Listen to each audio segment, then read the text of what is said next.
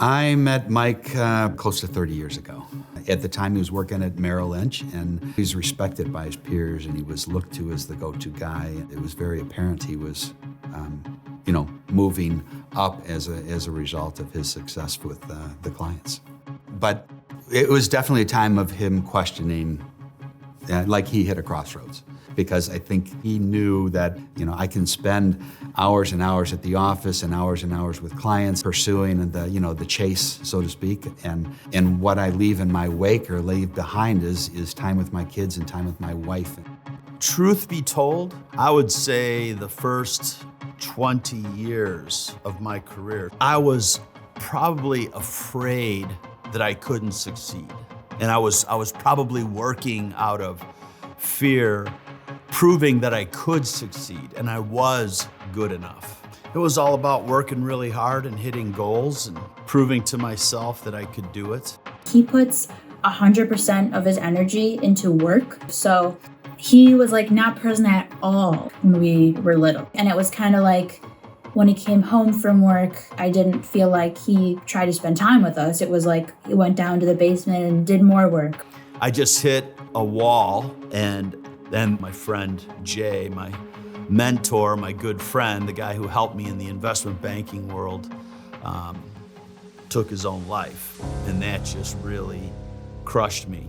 And right after my friend called me and told me that Jay had taken his life, it was like Satan was right there next to me telling me I could have done the exact same thing. And I just remember I had that moment that scared the crap out of me, and I just pushed myself back from the table.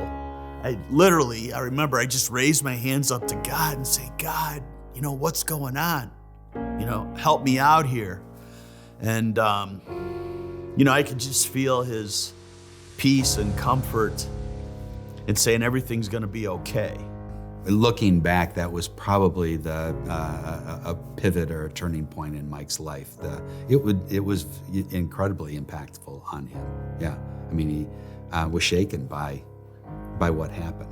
It let me know that life was short, and just hit me that, Mike, you got to do something. You can do this. You can do something about this, and you can work with men, women, business owners who are carrying all this responsibility and create a space for them and let them know it's gonna be okay. They can work their way through this, but you have to step into this. And I had no idea how to do it until I went to a leadership conference right up the street here and listened to this guy named Bill George from Medtronic speak, the chairman of Medtronic, talk about this new type of master's program that he was incubating at Bethel, University of Minnesota, because Medtronic was right up by Bethel. And it was based on leadership, management, and emotional intelligence. And I'm like, whoa. I know the whole finance piece. I've been in finance for 15, 16 years to that point. I needed the emotional intelligence, the management leadership stuff, because I knew that was gonna help me get closer to helping people and businesses with the whole pie. And I knew I would bring something to them that was significant, could really help. I'm like, okay, I gotta go get that master's. So I went to work figuring out how to get in that master's program, what it was gonna take, what it was gonna mean for my family. I really feel like he surrendered all of his life to what he felt like God was calling him to do. And I have totally seen a 180 in my dad that I feel like, in my opinion, is such a testimony to Christ. His whole purpose for work changed.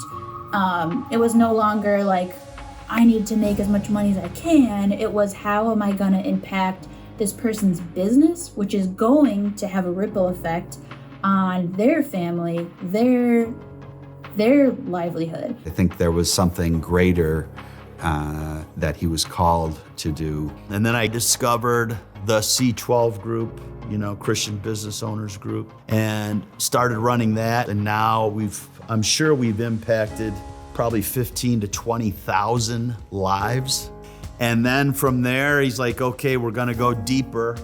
And you're gonna start working with their leadership teams to transform this business, bring a great healthy culture into this business and the 6 pillars of a great business so they can really run well and make a difference in their community, their families' lives. I mean, he's found a niche in, more the commercial side of industry, but it's not about generating wealth for himself anymore. It's about what he can do for everybody else. So yeah, it's been really crazy to see how much it's evolved from what he did then to what he's doing now and how much impact he's had. It's really been inspiring. Especially, it's like so amazing to hear how it affects like someone's business bottom line. Like, oh my gosh, like they're expanding, they're opening new offices. I'm like, wow, like you helped someone do that. Like that's awesome. I'm impressed by the success he's had. What impresses me more is the successes he's had is in the relationships. I hear that in the stories that he tells of the people he coaches and mentors and the companies that he works with. It's not about generating wealth for himself anymore. It's about what he can do for everybody else. All people have love in common, how they want to make a difference in people's lives, how they want to do something beyond money. That's why I love business, because it's the greatest shaper and molder of character that there is. You can run a business where you fly by the seat of your pants, you feel you're mediocre, you feel, yeah, there's a lot of criticism, complaining, cynicism going on inside my business. Or you can say, like I had a moment, you can have a moment where you go, you know what, there's something more to my business. There's something I can do that's better. This thing can be bigger than me and we can make a real big difference. I know the heart of that man. He's been there to coach me, to help me as a friend, as a mentor, as a peer. He walks alongside of me. And yet to have somebody that you trust to that degree because you've been through it with them is invaluable.